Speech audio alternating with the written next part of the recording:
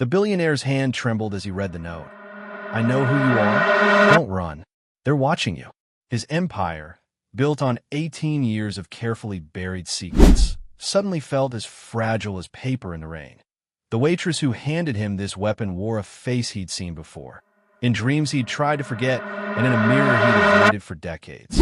What would you do if your biggest secret walked up to your table and asked if you wanted extra bread? Hi viewers, kindly tell us where you're watching from and what time it is. Warm welcome to the family. Enjoy the story.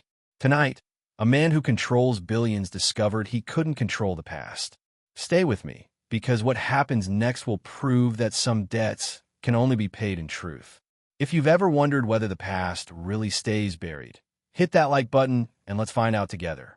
But to understand how we got here, we need to go back to where it all began, a love story that was never supposed to end this way. He owned skyscrapers in Manhattan, but tonight he was hiding in a steakhouse in Atlanta, pretending to be ordinary. Richard Collins pulled his ball cap lower over his eyes as he slipped through the glass doors of Murphy's Steakhouse. The place buzzed with Friday night energy, clinking glasses, sizzling meat, and laughter that felt genuine in a way his penthouse dinner parties never did. Have you ever run from something so hard that when it finally caught up, you weren't sure if you felt relief or terror? Worn jeans replaced his usual $1,000 suits. Scuffed boots covered feet that normally wore Italian leather. Tonight, he wasn't the man who moved markets with phone calls or flew private jets to ski resorts in Colorado. Tonight, he was just another tired traveler looking for a decent meal. The hostess barely glanced at him. Perfect. Table for one. Yes, ma'am.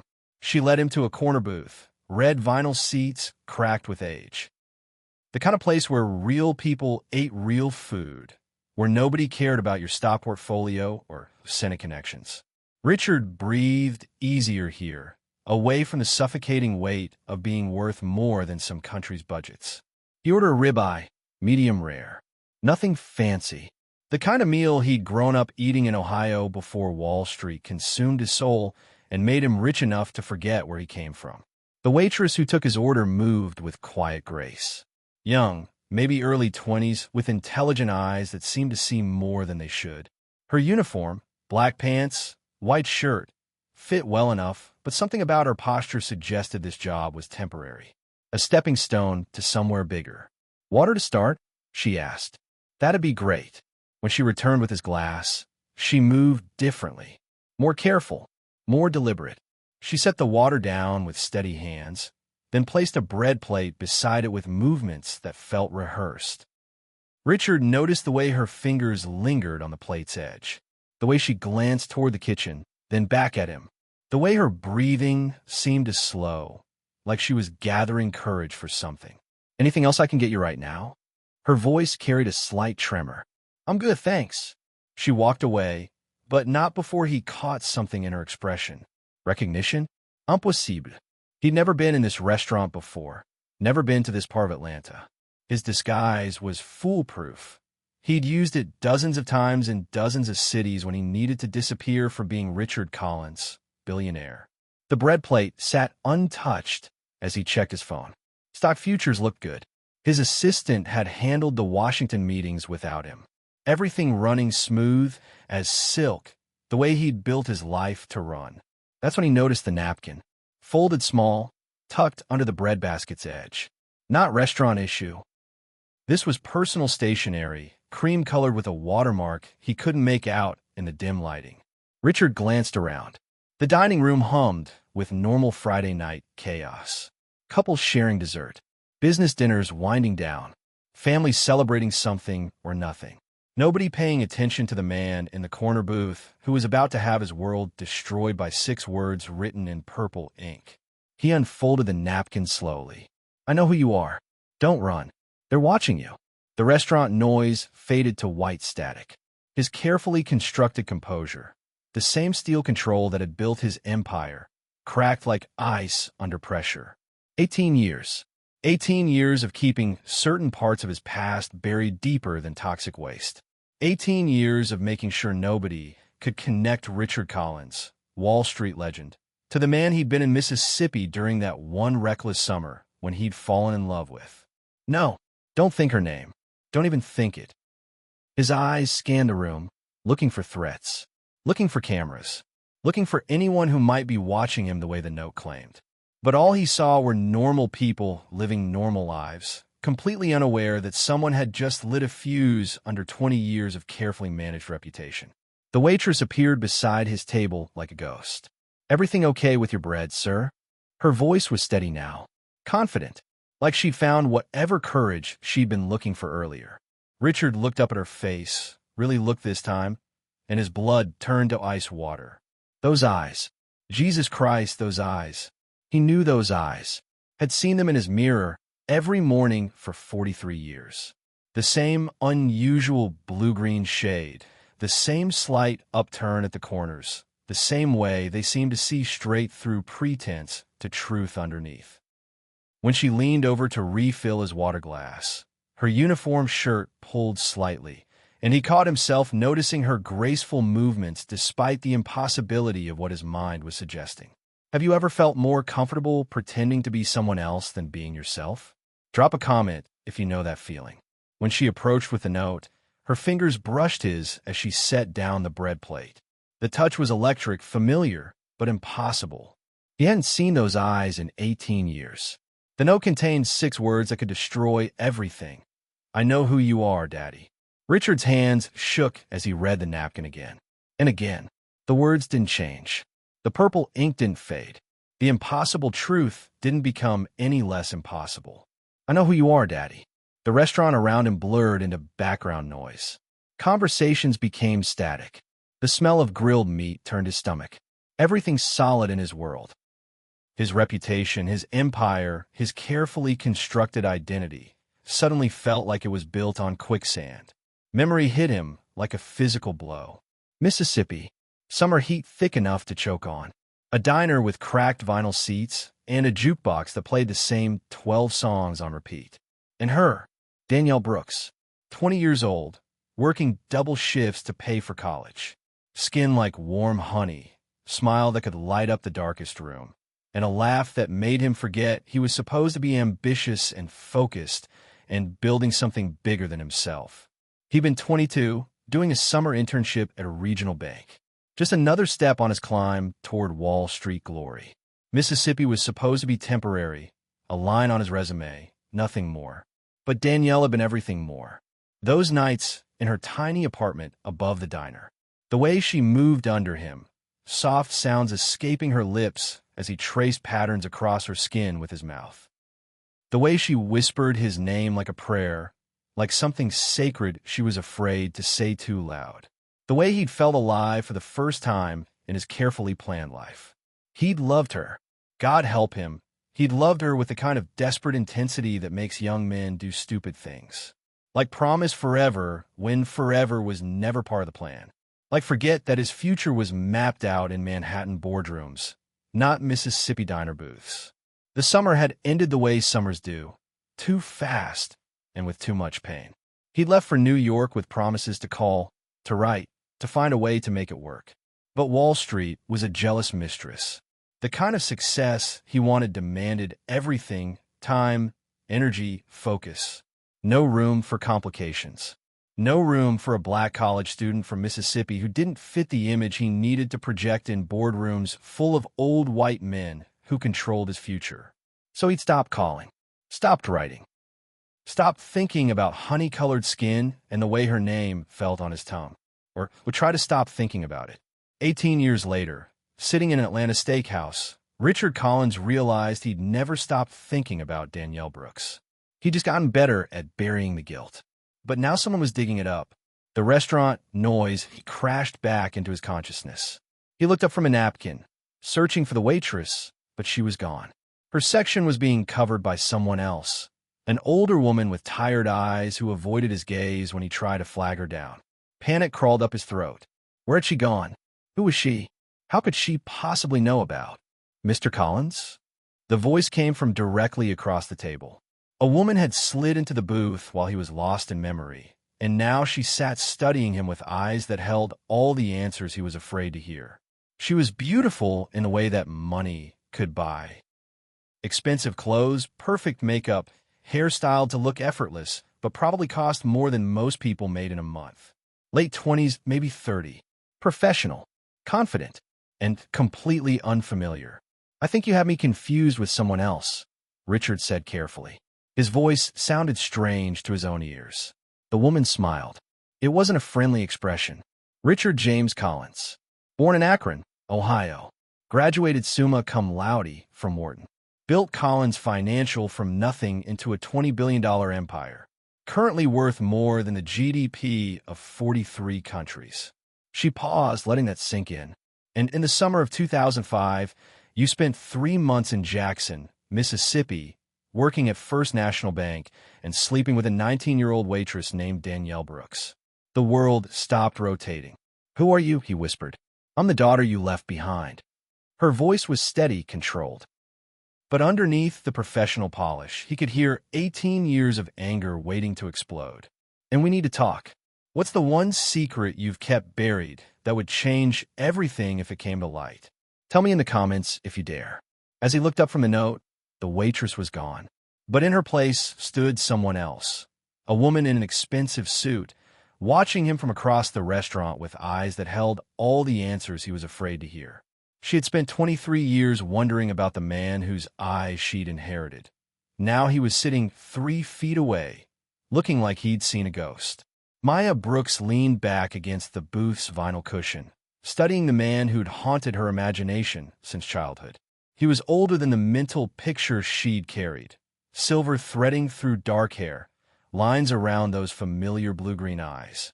But the bone structure was unmistakable. The way he held his shoulders, the unconscious authority that seemed to radiate from him even when he was trying to hide. This was definitely him. The man her mother had loved and lost. The man who'd left them both behind without ever looking back. "You're lying," Richard said, but his voice lacked conviction. "I don't have a daughter." "No, you don't." Maya's smile held no warmth. "You have a daughter you abandoned before you knew she existed. There's a difference." She watched his face process that information, watched the color drain from his cheeks as mathematics crashed into memory. Summer 2005. 9 months later would have been spring 2006, Maya supplied helpfully. March 15th, to be exact. 7 pounds, 4 ounces. Born at Jackson Memorial Hospital while you were probably signing your first big Wall Street deal. The restaurant transformed into a courtroom as she slid into the booth across from him. Judge, jury, and the prosecution he'd never known he'd face. Richard's hands trembled as he reached for his water glass. "Danielle, how is she?" "Dying." The word hit him like a physical blow. Maya watched him flinch, watched 20 years of buried guilt surface in his expression. Good. She wanted him to hurt the way her mother had hurt. The way she'd hurt, growing up without a father while watching him become a legend on financial news channels. "What do you mean, dying?" "Stage 4 pancreatic cancer. 6 months to live, maybe less." Maya's voice stayed steady, professional. She'd practiced this conversation in her head for years, never believing she'd actually have the chance to deliver it. "The treatments are experimental. Expensive. The kind of expensive that requires liquidating everything you've worked for your entire life."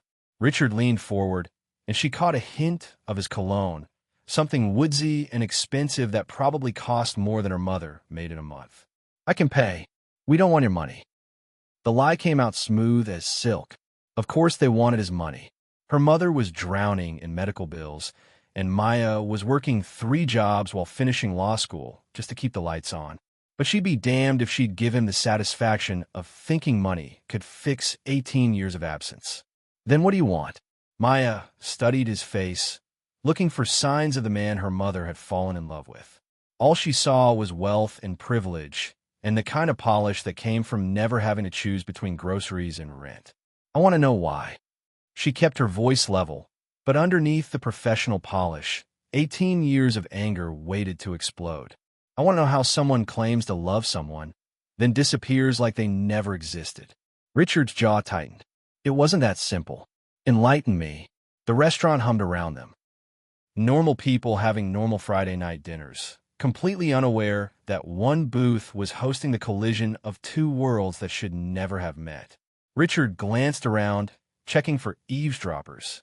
Old habits from a man who'd built his fortune on information and controlling who had access to it. Your mother and I, what we had was real. But I was 22, ambitious and stupid. I thought I could have everything. Her, and the career I wanted in New York. He paused, running his hands through his hair. I was wrong. So you chose New York. I chose my future. At least what I thought was my future. His voice carried an edge of regret that surprised her. I told myself it was temporary. I'd find a way to make it work once I got established. Maya felt a dangerous flutter of something that might have been sympathy. She crushed it immediately. But you didn't find a way. No, I didn't even try. The admission seemed to cost him something. By the time I realized what I'd given up, too much time had passed. I figured she'd moved on, found someone better, someone who deserved her. She never moved on. The words came out sharper than Maya intended. She raised me alone, worked 3 jobs, put herself through nursing school, and never once spoke badly about the man who abandoned us. Even when I asked, even when I begged to know why I didn't have a father like other kids.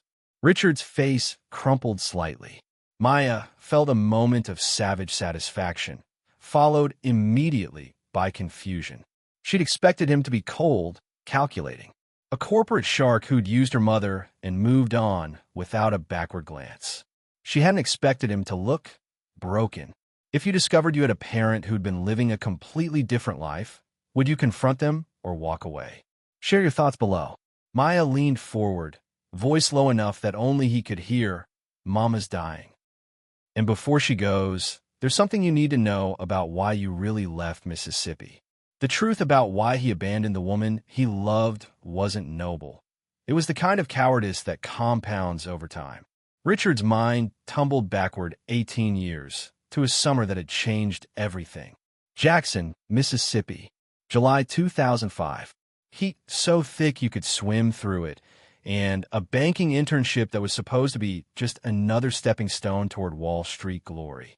He'd walked into Eddie's Diner on his first day in town, looking for cheap food and air conditioning. What he'd found instead was Danielle Brooks, 19 years old and beautiful in a way that made his chest tight. She was working the breakfast shift, coffee pot in one hand, order pad in the other, moving between tables with the kind of efficient grace that came from necessity rather than training. When she smiled at him, that first time when she asked if he wanted cream with his coffee, Richard felt something shift inside his chest. "You're not from around here," she'd said, refilling his cup without being asked. "Ohio. Just here for the summer." Banking, she'd noticed his pressed shirt, his nervous energy. Small towns were good at reading strangers. "Yeah, learning the business." She'd laugh then, a sound like wind chimes in a summer breeze. "Well, you picked a hot summer to learn it in." That laugh had been his downfall. 3 days later, he was picking her up after a shift. A week after that, she was showing him parts of Mississippi that didn't exist in tourist brochures. Swimming holes where the water ran clear and cool, back roads that led to nowhere special, but felt like everywhere important. 2 weeks in, they were spending every free moment together. 3 weeks. And he was sneaking up the back stairs to her apartment above the diner, trying not to wake Mrs. Henderson, who lived downstairs and had opinions about young women entertaining male visitors. 1 month. And he was head over heels, stupid in love, ready to throw away his 5-year plan in love. The Mississippi heat had been oppressive that summer, but nothing compared to the fire between them in her tiny apartment above the diner. Her skin had tasted like honey and summer rain. She'd move under him with a natural sensuality that made him forget he was supposed to be ambitious and focused and building something bigger than himself. When she whispered his name in the dark, it sounded like a prayer, like something sacred she was afraid to say too loud. "I love you," she'd whispered one night in August, her body pressed against his, both of them slick with sweat and satisfaction. "I know it's crazy, I know you're leaving, but I love you." He'd kissed her then instead of answering, because the truth was too complicated and too simple all at once. He loved her too. Loved her with the kind of desperate intensity that scared him, because it felt bigger than his plans, stronger than his ambition. But loving her and keeping her were two different things. Richard shook his head, pulling himself back to the present. Maya was watching him with those familiar eyes, waiting for answers he wasn't sure he could give. What happened wasn't what you think, he said finally. Then tell me what really happened. Richard glanced around the restaurant again, old paranoia making him check exits and sight lines. Even after 18 years, some habits died hard. Your mother and I, we were careful, discreet. Mississippi in 2005 wasn't exactly progressive about interracial relationships, especially in small towns. We knew people were talking, but we thought we could handle it. Maya's expression hardened. So you left because people were talking? I left because I was threatened. The words hung between them like a loaded gun. Threatened how? Richard's jaw clenched. Even now, 18 years later, the memory made his blood pressure spike. Your mother's father found out about us, along with some of the more traditional elements of the community. They made it clear that my presence was no longer welcome. What did they say? That accidents happened to people who didn't know their place. That northern boys who got too comfortable with local girls sometimes found themselves in situations they couldn't get out of. Richard's voice dropped to barely above a whisper. And that if I really cared about Danielle's safety, I'd disappear before something happened to her because of me. Maya's face went pale. They threatened Mama. They threatened both of us. But mostly her. They made it very clear that she'd pay the price for my mistake. The word tasted like poison in his mouth. I was 22, scared, and stupid enough to believe that leaving was protecting her. So you ran. I ran. The admission sat between them like a third person at the table. I told myself it was noble, that I was sacrificing my happiness for her safety. But really, I was just a coward who chose the easy way out instead of fighting for what mattered. Maya stared at him for a long moment, processing this new version of events. Richard could see her reassessing, recalibrating her anger in light of information that complicated the simple narrative she'd carried for 23 years. Did you ever think about coming back? Every day for the first year. Every week for the second. By the third year, I convinced myself she was better off without me. He met her eyes. By the fifth year, I was successful enough to know I'd been right about one thing. We really were from different worlds. She deserved better than someone who'd run at the first sign of trouble. Maya's expression softened slightly, then hardened again.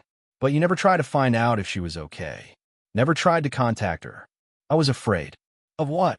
Richard's voice broke slightly. That she'd moved on. That she'd found someone who deserved her. That she'd tell me she was better off without me. Have you ever chosen safety over love? Tell me in the comments if you've made a choice you still regret. Maya's voice cut through his memories like a blade. She never told you she was pregnant because she got your letter. The one where you said you were grateful for the experience, but moving on to more appropriate relationships. He never wrote that letter, but someone made sure Danielle received it anyway. Richard's blood turned to ice water. What letter? Maya's expression shifted from anger to confusion. Don't play dumb. The letter you sent 3 weeks after you left. The one that broke her heart so completely she couldn't eat for a month. I never sent a letter. Richard leaned forward, his voice urgent. Maya, I swear to God, I never sent your mother any letter. Bullshit. But doubt crept into her voice. She kept it. 23 years. And she kept that letter in her jewelry box like some kind of reminder of why she should never trust men like you again. Richard felt the world shift underneath him. 23 years of guilt, of believing he'd been a coward who'd abandoned the woman he loved. But if he'd never sent a letter, what exactly did this letter say? Maya's jaw tightened. You want me to quote the thing that destroyed my mother's life? Please. She closed her eyes, and when she spoke, her voice carried the weight of words that had been burned into memory through repetition and pain. Dear Danielle, I hope this letter finds you well. I've been thinking about our time together, and I wanted to thank you for the experience. You helped me understand what I was looking for in life, and unfortunately, it's not what we had. I'm moving forward with more appropriate relationships that align with my career goals and social expectations. I think it's best if we don't contact each other again. I wish you all the best in your future endeavors. Sincerely, Richard. Each word hit him like a physical blow. The formal tone, the cold dismissal. The calculated cruelty of phrases like the experience and more appropriate relationships. I didn't write that. Richard's voice cracked. Jesus Christ, Maya, I didn't write that letter. Then who did? Richard's mind raced through possibilities, landing on the one that made his stomach turn. My business partner, James Morrison. Who? James Morrison. We were starting our first investment fund together. He knew about you and your mother because I was distracted, unfocused, talking about maybe staying in Mississippi instead of coming back to New York. Maya's expression shifted as she processed this. Someone else wrote the letter? James was always better at seeing the big picture than I was. He understood that success required sacrifices, required staying focused on what mattered. Richard's voice carried 18 years of accumulated rage. Apparently, he decided I couldn't be trusted to make the right choice on my own. The restaurant booth became a confessional as decades of misunderstanding crumbled between them, like ancient walls finally giving way. You're saying someone forged a letter to break you and Mama up? I'm saying James Morrison saw my relationship with your mother as a threat to our business partnership and took steps to eliminate that threat. Richard pulled out his phone, and I can prove it. His fingers flew across the screen, pulling up old emails, business documents, anything that might contain samples of James's handwriting from that period. What he found made his blood boil. Look at this. He turned the phone toward Maya. Email from James, August 2005. Look at the phrasing. Maya squinted at the screen, reading, I hope this message finds you well. Moving forward with more appropriate partnerships. Align with our professional goals. The same formal tone, the same cold business language. The same calculated politeness that had torn apart the most important relationship of Richard's life. Son of a bitch, Maya whispered. James Morrison is now Senator Morrison, junior senator from New York, sitting on the banking committee, positioning himself for a presidential run. Richard's voice carried a dangerous edge, and he's been manipulating my life for 23 years. Maya stared at him, recalibrating everything she thought she knew. If you never sent the letter, then I never chose Wall Street over your mother. Someone else made that choice for me. Richard met her eyes. And when your mother got that letter, what did she do? Cried for 3 days. Then got angry. Then decided she was better off raising her baby alone than trying to contact a man who'd made it clear he wanted nothing to do with his experience in Mississippi. The pieces fell into place with sickening clarity. Danielle, 19 and pregnant, receiving what she thought was Richard's casual dismissal of their entire relationship. Of course, she'd never told him about the pregnancy. Why would she contact a man who'd reduced their love to a learning experience? My God, Richard breathed. She's hated me for 23 years because of something I never did. And I've hated you my entire life for abandoning us when you never even knew I existed. Maya's voice carried a mix of anger and something that might have been grief. Someone played us all. Richard felt 18 years of carefully managed guilt transform into rage. Pure, focused, dangerous rage. James Morrison destroyed 3 lives with 1 forged letter, and he's been building his political career on the foundation of that lie ever since. Maya leaned back against the booth, processing the magnitude of what they discovered. What do we do now? Now. Richard's smile held no warmth. Now we make him pay. The dangerous chemistry Maya had been fighting suddenly made sense. If Richard wasn't the monster she believed him to be, if he was just another victim of Morrison's manipulation, what would you do if you discovered someone had sabotaged the most important relationship of your life? How would you handle that betrayal? Maya pulled out her phone, showing him a photo that made his blood run cold. This is Mama now. Stage 4. And this is the hospital bill that's going to take everything she's worked for, unless you're finally ready to pay what you owe. Money couldn't buy back 18 years, but it might purchase enough time to try. The photo on Maya's phone showed a woman Richard barely recognized. Danielle's face, once full and radiant, had been carved thin by illness.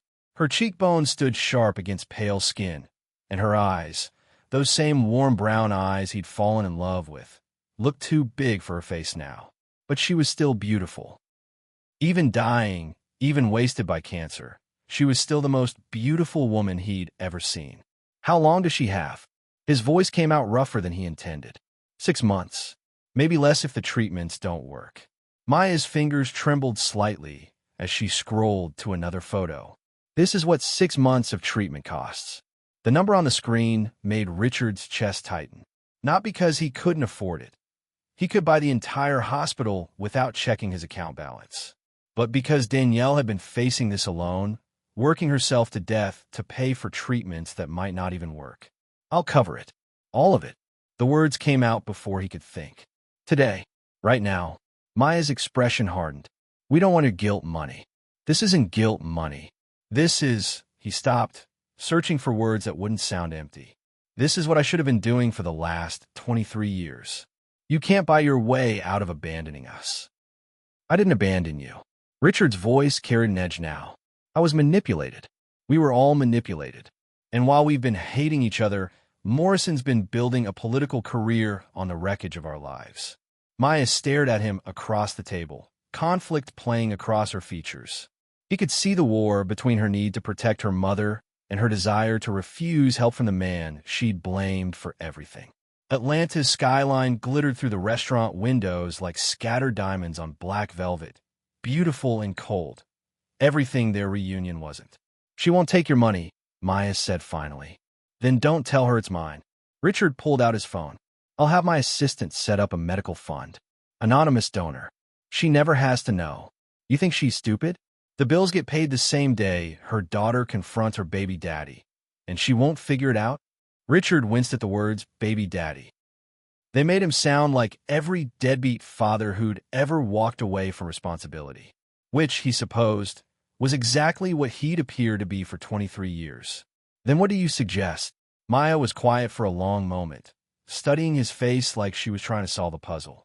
When she reached across the table for a napkin, her fingers brushed his accidentally. The touch was electric, sending heat up his arm that had nothing to do with family connection and everything to do with the way her eyes met his. The attraction was wrong on every level he could think of, but was also undeniable. She wants to see you, Maya admitted quietly. Richard's heart stopped. What? When she found out I was tracking you down, she made me promise to bring you to the hospital if you turn out to be different than we thought. And what do you think now? Am I different? Maya's gaze dropped to where their hands were almost touching on the table. I don't know what to think anymore. 23 years of hating someone, and it turns out I was hating the wrong person the whole time. So we go see her. Together? The way she said it made something twist in Richard's chest. Like the word meant more than just traveling to the same destination. Together. Maya nodded slowly, then looked up at him with those familiar eyes. There's something else, though. Something I haven't told you yet. Richard braced himself. The night had already shattered everything he thought he knew about his life. What else could there be? Mama didn't just keep that letter all these years because it hurt her. She kept it because she never believed you actually wrote it. The restaurant seemed to go quiet around them. What do you mean? She said it didn't sound like you. The man she fell in love with was passionate, impulsive, the kind of person who'd drive 6 hours just to spend an evening together. The letter was cold, formal, like it was written by someone who'd never loved anyone in their life. Richard felt something crack open in his chest. She knew. She suspected. But suspecting and proving are different things. And by the time she started really questioning it, you were already famous, already building your empire. What was she supposed to do? Show up at your office with a baby and demand to know if you'd really written a letter? She could have tried. Could she? Maya's voice carried a challenge. A single black mother from Mississippi, no money, no connections, trying to get access to one of Wall Street's rising stars.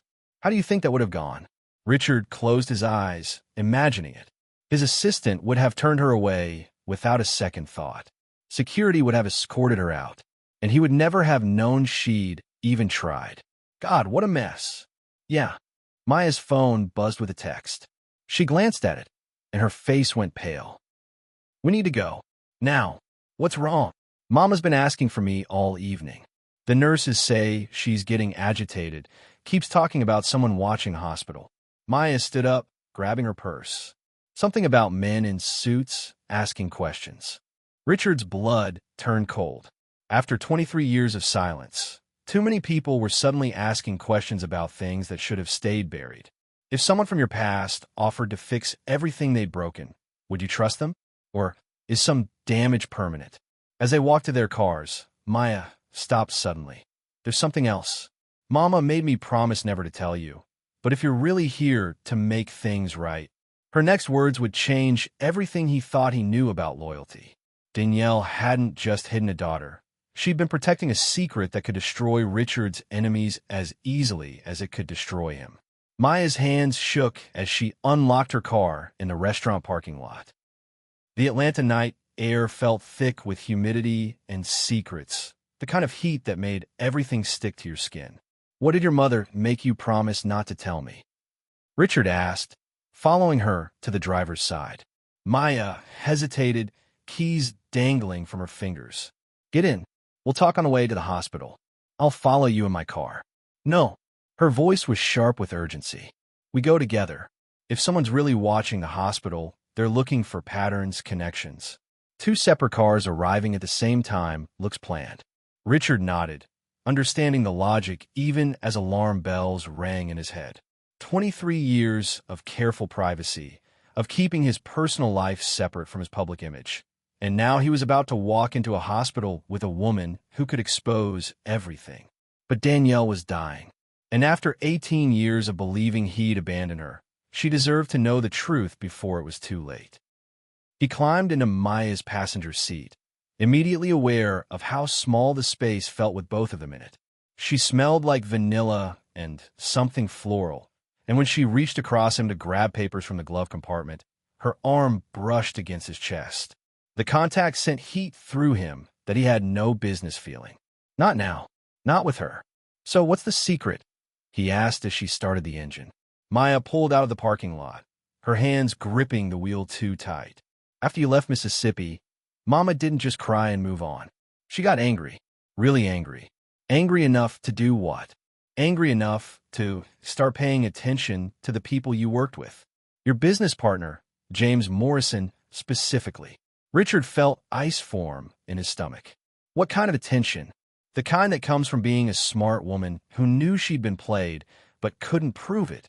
Maya turned onto the highway heading toward the hospital. She kept track of his career, his political rise, his connections. Maya, where are you going with this?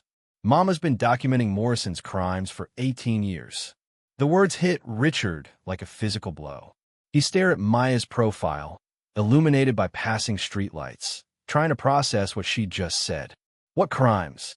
Embezzlement, bribery, campaign finance violations.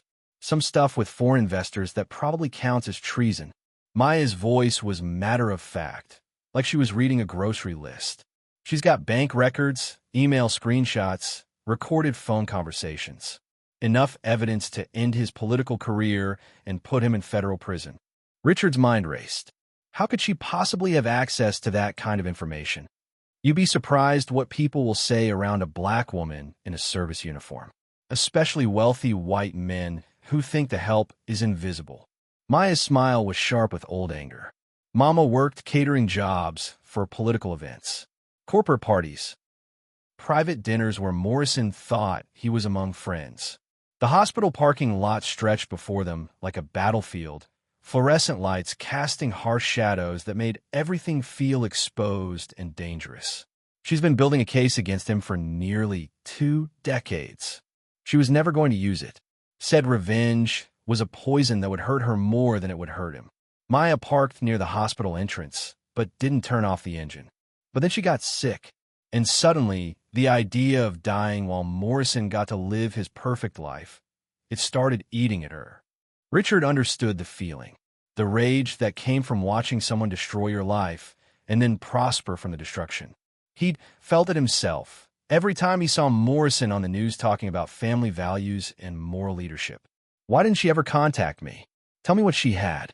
Maya turned to face him, and in the dim parking lot light, her resemblance to him was even more striking. The same stubborn jawline, the same way of holding her head when she was thinking, because she thought you were in on it. We will. But Richard, Maya's grip on his hand tightened. The evidence she's collected, it's not just about Morrison anymore. Over the years, she documented other politicians, other businessmen, people who thought they were untouchable. What are you saying? I'm saying Mama didn't just keep records of Morrison's crimes. She kept records of everyone's crimes. And some of those people have a lot to lose if that information ever goes public. Richard's blood turned to ice water as understanding dawned. The men in suits asking questions at the hospital. Probably not reporters. When you finally get the chance to fight back against someone who's hurt your family, do you take it? Share your justice story below. Maya's laptop chimed with an incoming message that made her face go pale. Mama's taken a turn for the worse. And there are men in suits asking questions at the nurse's station. We need to move now. The dying woman in the hospital bed still had the power to bring down governments, and she was ready to use it. Richard and Maya rushed through the hospital corridors, their footsteps echoing off polished floors that reflected fluorescent light like water. The place smelled like disinfectant and desperation, the kind of institutional cleanliness that couldn't quite mask the underlying scent of sickness and loss. Room 314, Maya said, checking her phone. Third floor, East Wing. They rode the elevator in silence, both lost in their own thoughts. Richard found himself studying Maya's reflection in the polished steel doors, still amazed by the familiar bone structure, the way she held her shoulders when she was nervous. 23 years of wondering what his child might have looked like, and here she was beautiful, brilliant, and completely outside the life he'd built for himself. The elevator dinged softly as they reached the third floor. "Before we go in," Maya said, grabbing his arm as the doors opened, "you need to know something else. Mama's not just dying. She's sharp, sharper than she's been in months. Sometimes that happens near the end. One last burst of clarity before." She didn't finish the sentence. She didn't need to. Room 314 glowed with afternoon sunlight that seemed to gather around Danielle like she was still the luminous woman who'd captured his heart decades ago. She was awake, propped up against pillows, her thin frame barely making a dent in the hospital bed. But her eyes, those warm brown eyes that had haunted Richard's dreams, were alert and focused. When she saw him in the doorway, her face went through a series of expressions: shock, recognition, anger, and finally something that might have been relief. "Hello, Richard." Her voice was weaker than he remembered, worn thin by illness and 18 years of carrying secrets. But it was still her voice. Still the sound that had once made him believe in forever. "Hello, Danielle." He approached the bed slowly, like she was a wild animal that might bolt if he moved too fast. Maya hung back by the door, giving them space for a reunion 23 years in the making. "You look good," Danielle said with a slight smile. "Rich agrees with you." Despite everything, Richard found himself smiling back. "You're still the most beautiful woman I've ever seen." Flatterer, but her eyes warmed at the words. "Maya says you never wrote the letter." "Never. I swear to God, Danielle, I never wrote that letter. I never wanted to leave you." She studied his face for a long moment, and he felt like she was reading his soul, looking for lies, for cracks in his story, for any sign that this was just another manipulation.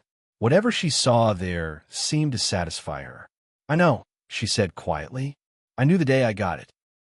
The man I fell in love with would never have called our time together an experience. He would have fought for us, or he would have disappeared completely. He wouldn't have sent a cold business letter designed to hurt as much as possible." Richard felt tears he hadn't cried in decades threaten to fall. "Then why didn't you try to find you?" Danielle's laugh was bitter. "And say what? That I thought someone forged a letter to break us up, but I couldn't prove it? That I was carrying your baby, but didn't want to trap you with obligations you might not want?" She shifted in the bed, wincing slightly with pain. Maya moved forward instinctively, adjusting pillows, checking the four-line with practiced efficiency. "Besides," Danielle continued, "by the time I was sure the letter wasn't from you, you were already becoming someone important, someone with a reputation to protect. What was I supposed to do? Show up at your office and demand explanations?" Richard's immediate physical response to seeing Danielle again surprised him. Even dying, even wasted by illness. She was still the woman who'd made him forget every plan he'd ever made for his life. The mature beauty illness couldn't diminish. Forbidden desire mixed with 18 years of regret. I would have wanted to know about Maya. Would you? Danielle's eyes were sharp now, challenging. Really? At 22? Just starting your career? Would you have been ready to be a father to a mixed-race child? Would your business partners have been supportive? Your clients? Richard wanted to say yes, but honesty made him pause. At 22, scared and ambitious and desperate to prove himself, would he have been ready for that kind of responsibility? That kind of complication? I don't know, he admitted, but I should have had the chance to find out. Maybe. Danielle reached for Maya's hand, squeezing weakly. But look what I got instead. The most amazing daughter a woman could ask for. Smart, strong, determined to make the world better. If you'd stayed, if we tried to make it work, would she have turned out the same? Maya's eyes filled with tears. Mama. It's okay, baby. I'm not saying I don't wish things had been different. I'm just saying maybe they turned out the way they were supposed to. Richard felt something twist in his chest at the easy affection between mother and daughter. 23 years of moments he'd missed.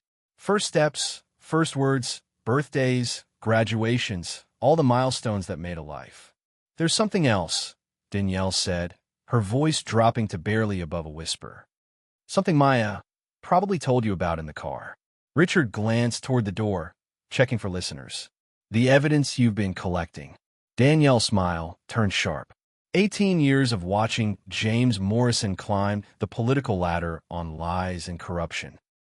18 years of documenting every crime, every bribe, every dirty deal. Why didn't you use it? I didn't keep your secrets to protect you, Richard. I kept them to protect our daughter from becoming a target. What's the difference between protecting someone and controlling them? Share your thoughts on when secrets become weapons. Danielle's voice dropped to a whisper as nurses passed by. The senator's been watching you for years, waiting for weakness. He doesn't know about Maya yet, but he knows you're here. We have maybe 24 hours before this gets dangerous. Power protects itself. And Senator Morrison had 18 years of practice making problems disappear.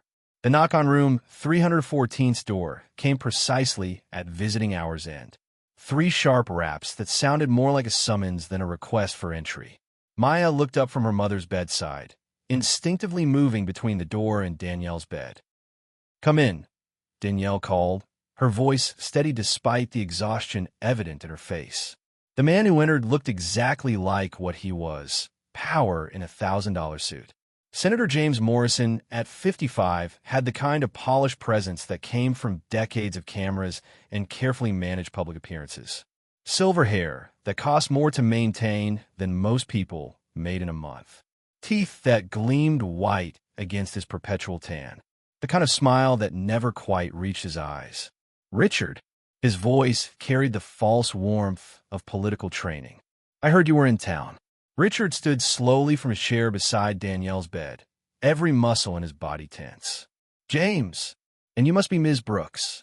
Morrison turned that practiced smile toward Danielle, but his eyes remained cold. I've heard so much about you over the years. The temperature in the room seemed to drop 10 degrees. I'm sure you have, Danielle replied, her voice carrying an edge that suggested she knew exactly who she was dealing with. Morrison's gaze swept over Maya, taking in her expensive suit, her confident posture, the way she positioned herself protectively near her mother's bed. And this must be your daughter, the law student. Maya felt a chill run down her spine. He knew who she was, had probably known for longer than any of them realized. Senator Morrison, Richard said carefully, this is a private family matter. Is it?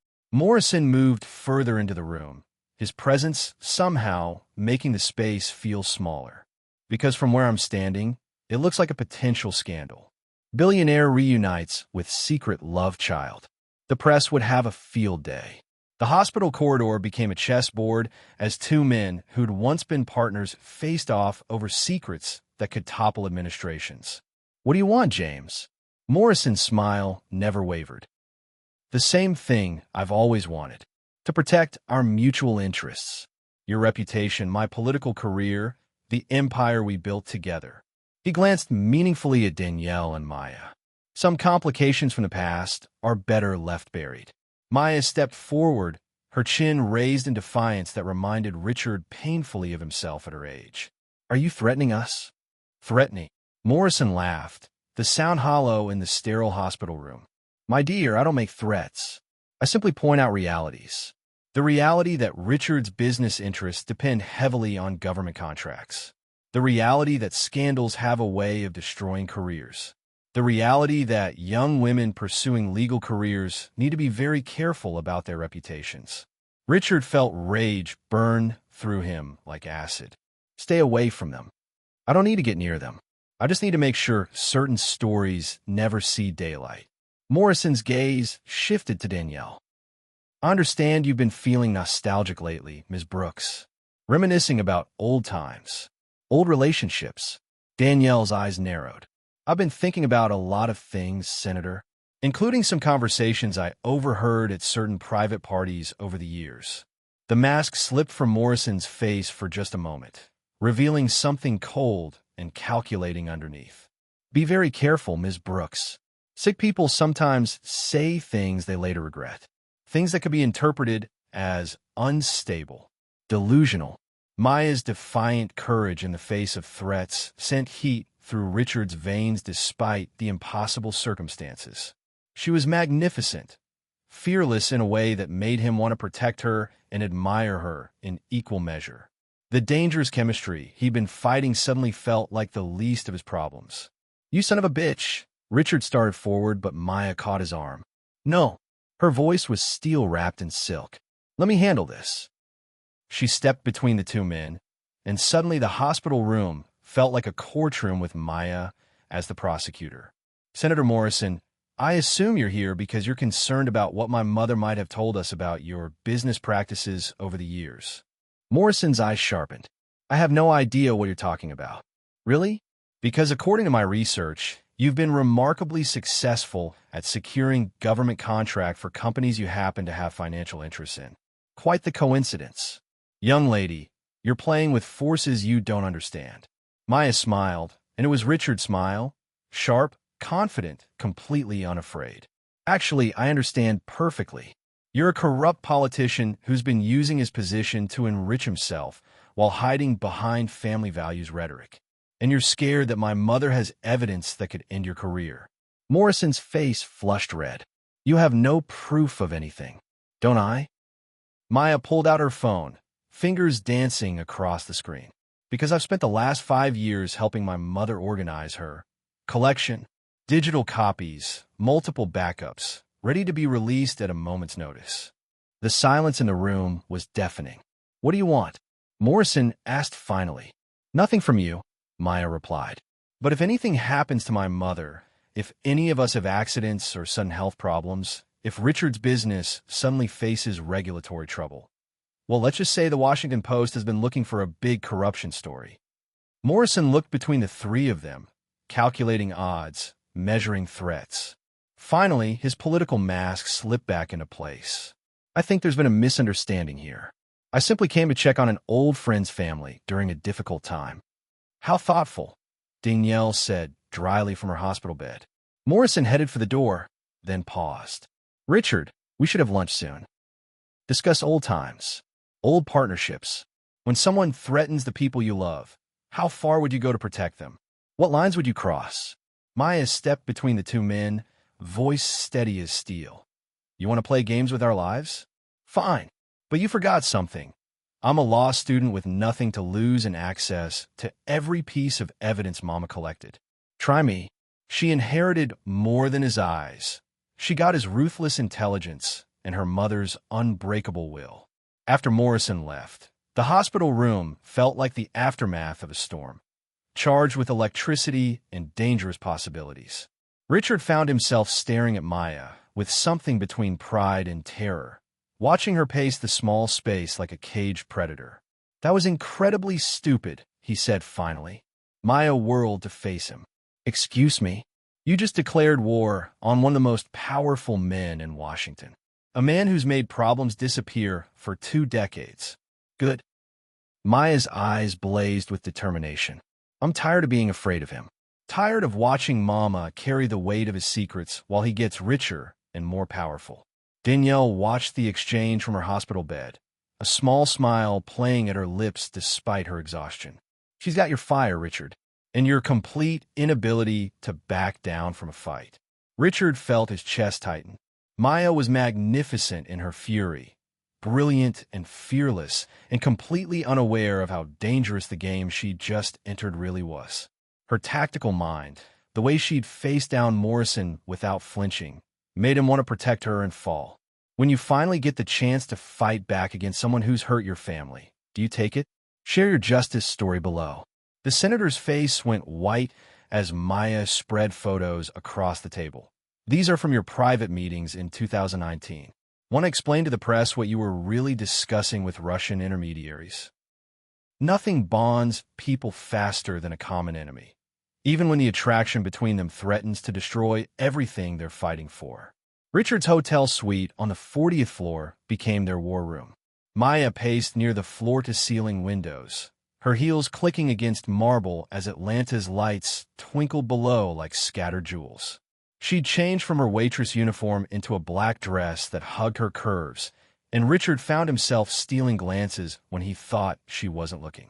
We have Morrison's financial records, Maya said, spreading documents across the glass coffee table. Bank transfers, shell companies, meetings with contractors who never delivered on their promises. But we need more than numbers on paper. Richard loosened his tie, watching her work. The way she moved reminded him of Danielle. Confident, graceful, dangerous when focused. What are you thinking? I'm thinking about all those social programs that never got built. The community centers, the job training facilities, the healthcare clinics. Mama applied for help from 3 different programs over the years.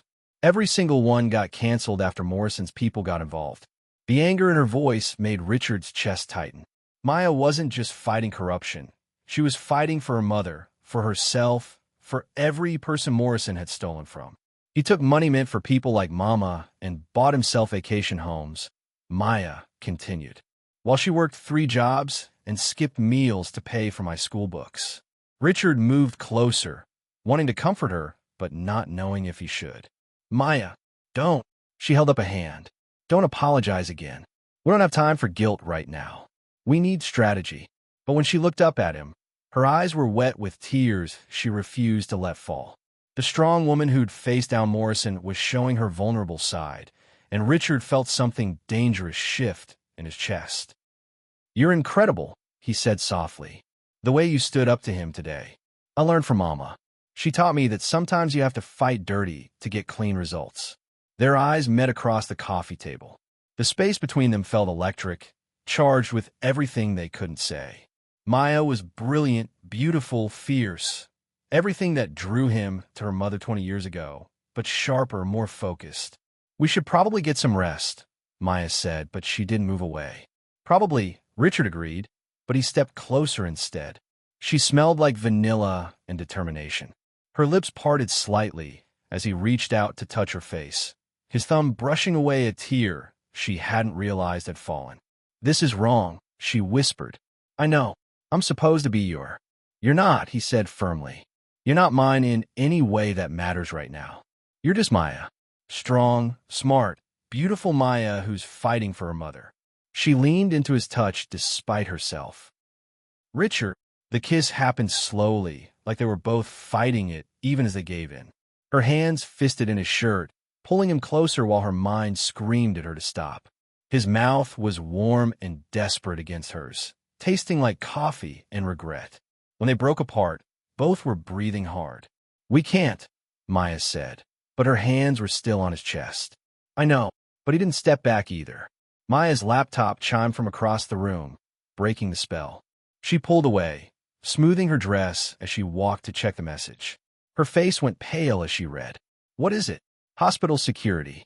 There are men in expensive suits asking questions about Mama's visitors. They're not reporters. Richard was already reaching for his phone. Morrison's people. They're trying to intimidate the staff, find out who's been talking to us. Maya's fingers flew over the keyboard. But they don't know about the backup plan. What backup plan? Maya smiled, and it was sharp enough to cut glass. Mama didn't just collect evidence against Morrison. She made copies. Lots of copies. Hidden in places he'd never think to look. Where? The church where she sang in the choir for 15 years. The community center where she volunteered every Saturday. Her best friend's beauty salon. Even a library where she took me for story time when I was little. Maya's smile widened. Mama always said you don't put all your eggs in one basket, especially when wolves are watching the henhouse. Richard felt a surge of admiration for Danielle's strategy. Even dying, she was thinking THRE. So Morrison can threaten us all he wants, Maya continued. If anything happens to Mama, to me, or to you, those documents go straight to every major news outlet in the country. Automatic release. Ow. Lawyers, Richard. Mama might not have had money, but she had friends. Good friends who believe in justice more than they fear politicians. Before Richard could respond, Maya's phone buzzed with a text that made her face go white. What now? Maya held up the phone so he could read. Mama's taken turn for the worse. Nurses say she's asking for both of us. And there are more men downstairs. We need to move now. The moment of attraction between them vanished, replaced by cold fear. Whatever was happening between them would have to wait. Danielle was dying, Morrison was closing in, and they were running out of time. Are you ready for this? Richard asked, grabbing his jacket. Maya checked her phone one more time, then looked at him with eyes that held no doubt. I was born ready. The question is, are you prepared for what Mama's going to tell us? Because I have a feeling the biggest secrets are still coming. Have you ever felt like you were standing on the edge of a cliff, knowing that whatever happened next would change everything forever? Drop a comment if you've ever had to choose between safety and truth, because Richard and Maya are about to discover that some choices can't be undone.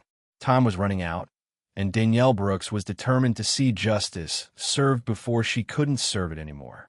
The hospital corridor buzzed with dangerous energy as Richard and Maya hurried toward room 314. Men in dark suits lingered near the elevators, their eyes tracking every movement. Morrison wasn't just watching. He was preparing for something bigger. Stay calm, Maya whispered as they approached Danielle's door. Whatever she tells us, don't react until we're alone. Inside the room, Danielle looked smaller than she had that afternoon, but her eyes were sharp as diamonds. She'd been waiting for them, and from the set of her jaw, Richard knew she had something important to say. Close the door, Danielle said, her voice stronger than it should have been. And check the hallway. Maya peeked outside. 2 men by the nurse's station. They're not even trying to be subtle anymore. Good. Danielle smiled, and it was the same fierce expression Richard remembered from their Mississippi days. Let them watch. What I'm about to say needs to be witnessed. She pressed a button on her bedside table, and suddenly cameras appeared, tiny devices Maya had hidden around the room earlier that day. Insurance, Maya explained to Richard's surprised look. Everything that happens from here on gets recorded and uploaded automatically. Danielle struggled to sit up straighter. Morrison thinks he's been clever, manipulating our lives for 18 years. But he made one mistake. He underestimated a dying woman with nothing left to lose. Richard pulled a chair closer to her bed. Danielle, what haven't you told us? The truth about why Morrison really wanted you away from me. Her eyes found his, and he saw decades of pain there. It wasn't just about race, Richard. It was about what I knew. What did you know? Morrison's father owned the construction company that built the housing projects in Birmingham back in the 80s. Cheap materials, corners cut everywhere, bribes paid to inspectors. When those buildings started falling apart 10 years later, killing families, Morrison inherited more than money. He inherited guilt. Maya's phone was recording everything, but her hands were shaking. Mama, why didn't you ever? Because I was young and scared and pregnant. Morrison's people made it clear that if I ever talked, accidents could happen. To me, to my family, to anyone I cared about. Danielle's voice hardened. But a dying woman doesn't fear accidents anymore. Richard felt sick. He's been covering up deaths for 30 years. 43 people died in those building collapses. 43 families destroyed because Morrison's father wanted to save money on steel and concrete. Danielle reached in her bedside table and pulled out a thick envelope. Every document, every bribe, every inspection report that should have stopped it. I've got copies of everything. Ow, Richard asked. Morrison's first wife worked for the construction company. When she found out what they'd done, she started collecting evidence. After she died in that convenient car accident, her sister brought the documents to me. Said Elizabeth wanted the truth to survive, even if she couldn't. Maya was recording everything, but tears were streaming down her face. You've been carrying this alone for 20 years. Not alone. Elizabeth's sister helped. So did Reverend Williams at the church. Mrs. Patterson at the beauty salon. Good people who believe someone should pay for those 43 lives. The door burst open. Morrison stepped in with 2 security guards, his face red with rage. Enough of this circus. Senator Morrison, Danielle said calmly. Perfect timing.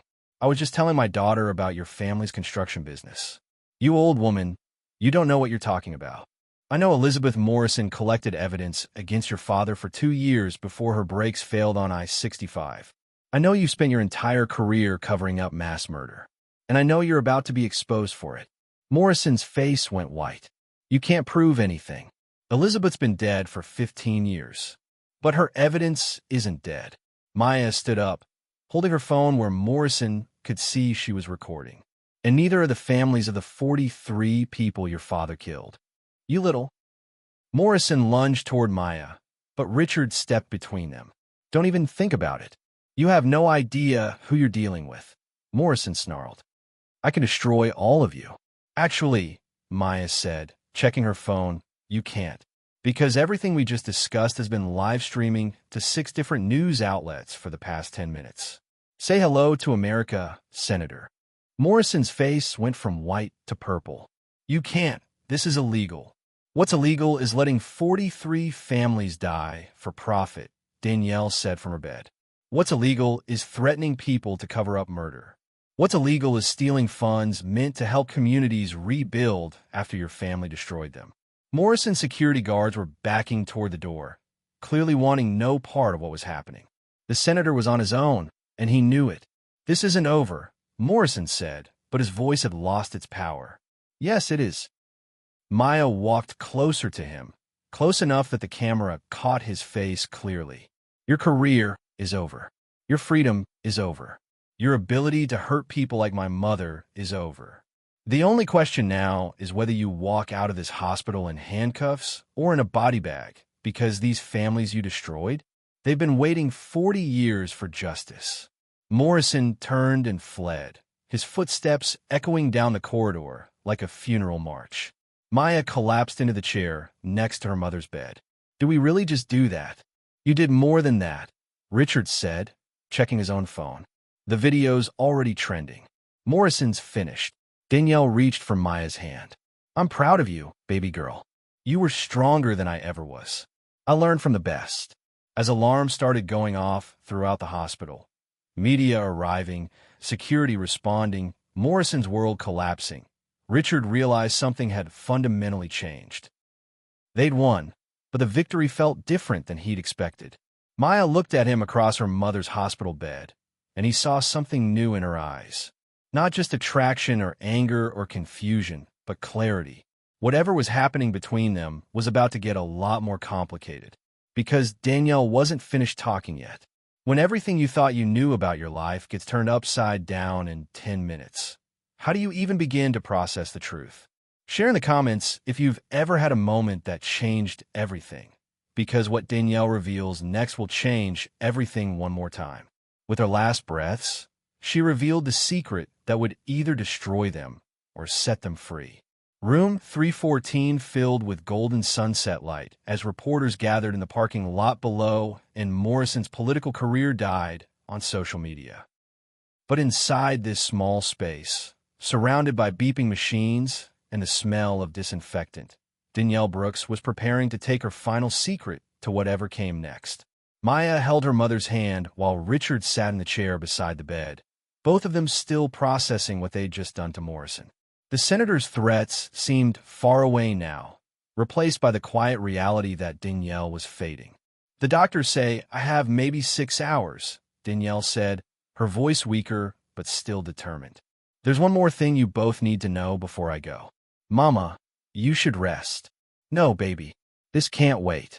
Danielle looked between them, her eyes lingering on the way Richard's hand rested protectively on Maya's shoulder. I see how you two look at each other. Maya pulled away from Richard's touch, embarrassed. Mama, we're not. You are. And it's okay. Danielle's smile was gentle but knowing. Because there's something I never told either of you about that summer in Mississippi. Richard felt his stomach drop. Danielle, what are you saying?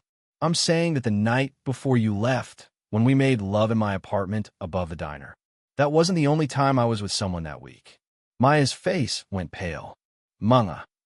There was another man. Someone I'd been seeing before you came to town, Richard. Someone I cared about, but not the way I cared about you. Danielle's breathing was getting more labored, but she pushed on. When I found out I was pregnant 3 weeks after you left, I didn't know who the father was. The machines around them beeped steadily while Richard's world shifted again. Everything he believed, everything he'd guilt over, everything they'd been fighting. You mean Maya might not be. She's not yours, Richard. Danielle's words were clear and final. I had tests done when she was 5 years old. The other man was her biological father, but by then he was married with his own family. I never told him, and I never corrected your assumption. Maya stared at her mother in shock. Why? Why would you let us believe? Because by the time I knew for sure, Morrison's people had already convinced you that Richard had written that letter about moving on to more appropriate relationships. You hated him, and Richard had built his empire believing he'd abandoned his daughter. Danielle coughed, specks of blood on her lips. The truth would have freed him from guilt he deserved to carry for leaving me, but it would have destroyed the protection his guilt gave you.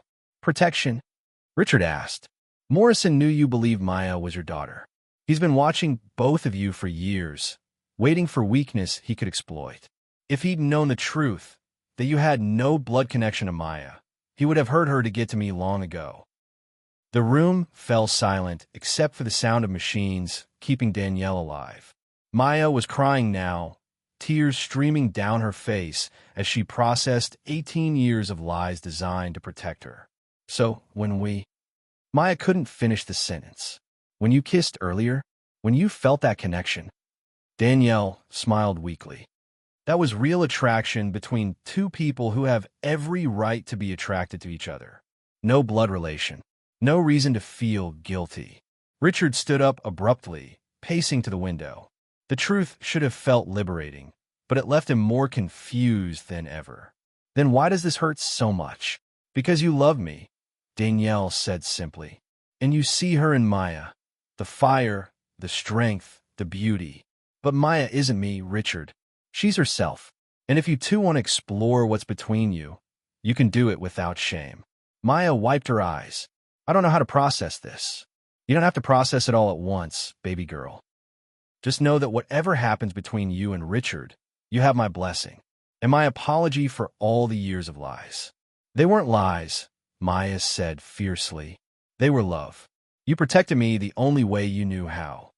Richard returned to his chair, looking at Maya with new eyes. Not as a daughter he'd abandoned, but as a woman who'd fought beside him, challenged him, kissed him with passion he hadn't felt in decades. What happens now, he asked. Danielle's breathing was getting shallower.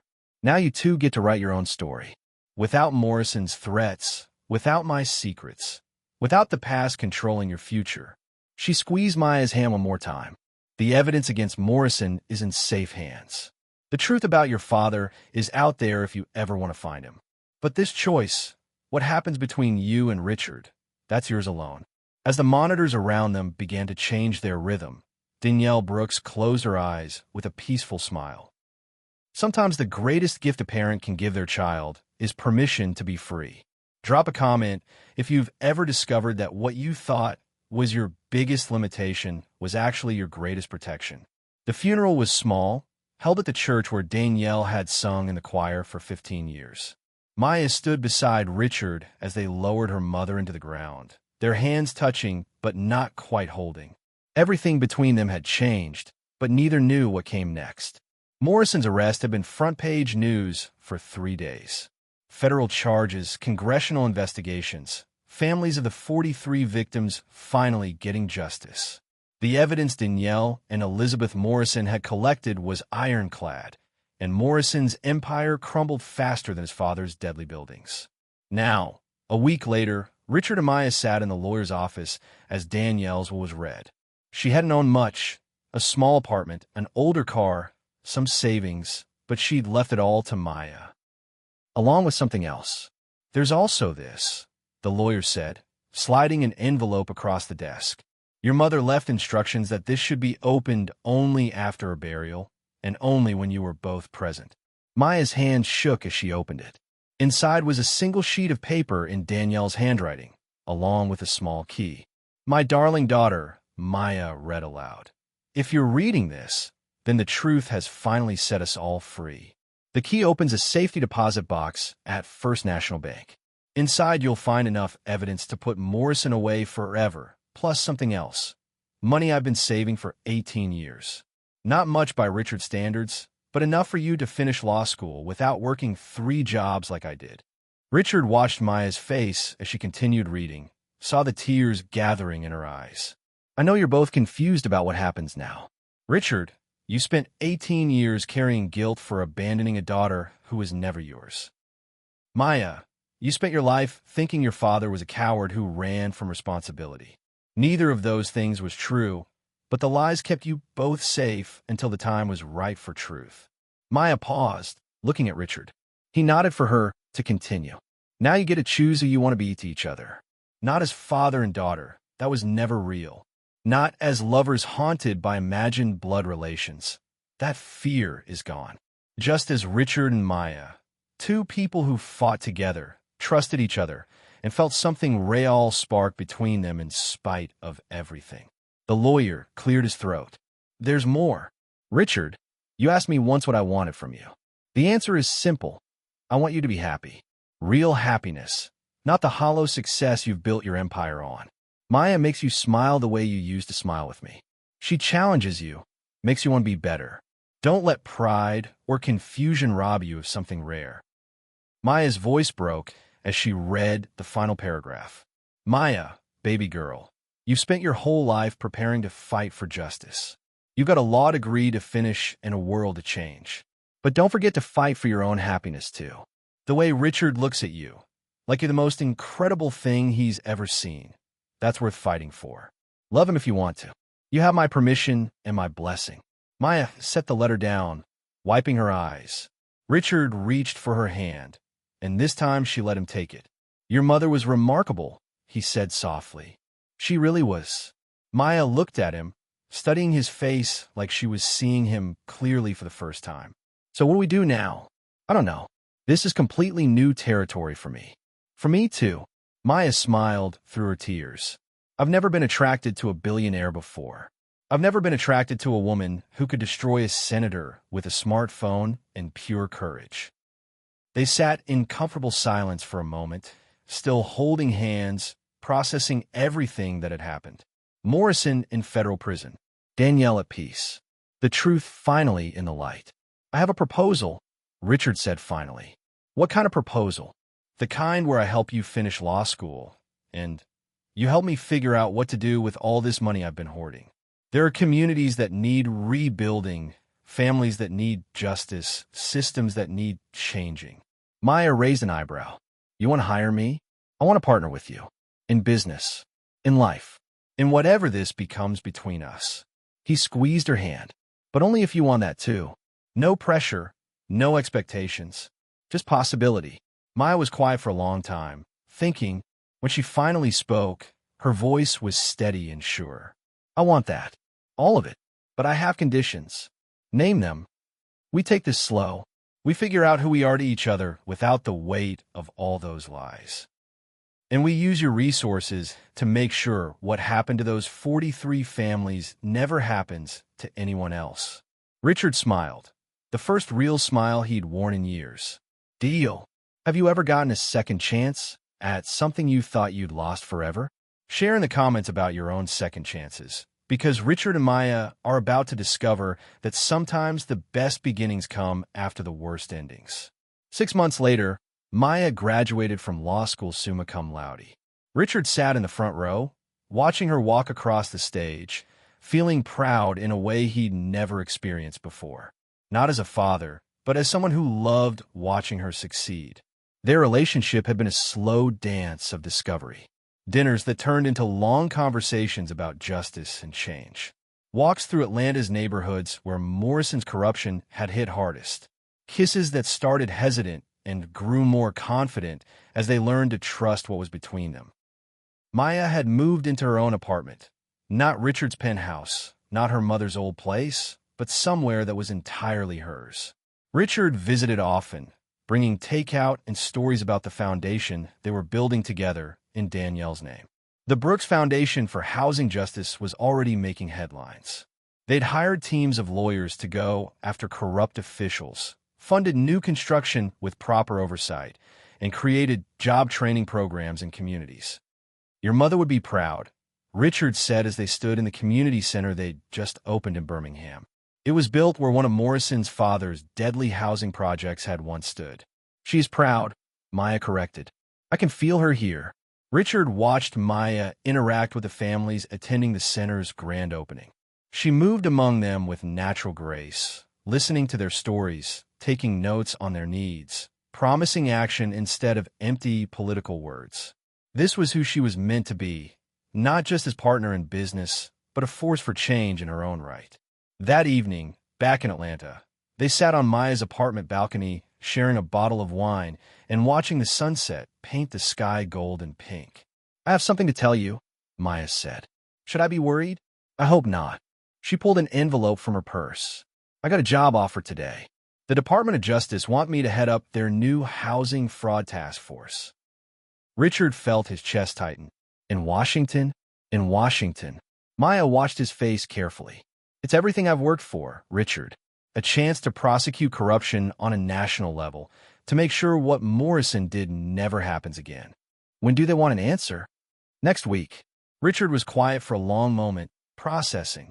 They'd built something beautiful together over these 6 months. The foundation, their relationship, a partnership that felt like it could change the world. But he'd always known Maya was destined for bigger things than even he could offer. You should take it, he said finally. Just like that. Just like that. Richard reached for her hand. It's perfect for you. You'll be incredible at it. Maya studied his face. What about us? What about the foundation? The foundation will be fine. I can handle the business side, and you can provide legal oversight from Washington. As for us, Richard smiled. Well, I've been thinking about expanding our operations anyway. Might be time to open a Washington office. Richard Collins, are you saying you'd move to Washington for me? I'm saying I'd move anywhere to be with you. If you want me to. Maya set down her wine glass and moved closer to him on the small balcony couch. What are we, Richard? Really? We're whatever we choose to be. He touched her face gently. What do you want us to be? I want us to be partners. In everything. The foundation, the fight for justice, whatever comes next. Maya leaned into his touch. And I want us to be in love. Real love, not the shadow of what you felt for Mama. Not some inappropriate attraction we had to fight. Just us, choosing each other. Are you saying you love me, Maya Brooks? I'm saying I love you, Richard Collins. All of you. Your guilt and your generosity, your privilege and your passion for justice. I love how you make me laugh and how you challenge me to be better. I love that when you look at me, you see Maya, not Danielle's daughter, not the woman who helped you bring down Morrison, just me. Richard pulled her closer until she was sitting across his lap on the couch. I love you too, more than I thought it was possible to love someone. You changed my life, Maya. You gave me purpose I didn't know I was missing. When they kissed this time, there were no ghosts between them, no secrets, no forbidden guilt. Just two people who'd found each other through impossible circumstances and chosen to build something beautiful from the ashes of the past. Later, as they lay tangled together in Maya's bed, Richard traced patterns on her bare shoulder and thought about how strange life could be. A year ago, He'd been a lonely billionaire hiding his wealth in steakhouses. Tonight, he was planning a move to Washington with a woman he loved, preparing to spend his fortune fighting the kind of corruption that had stolen 18 years from all of them. Do you ever wonder what would have happened if I hadn't recognized you that night? Maya asked sleepily. Every day. But then I remember what your mother used to say about destiny. What did she say? That the right people always find each other, even when the world tries to keep them apart. Maya smiled against his chest. She was right about that. She was right about a lot of things. Outside Maya's apartment, Atlanta hummed with Friday night energy. Somewhere in the city, people were making choices that would change their lives.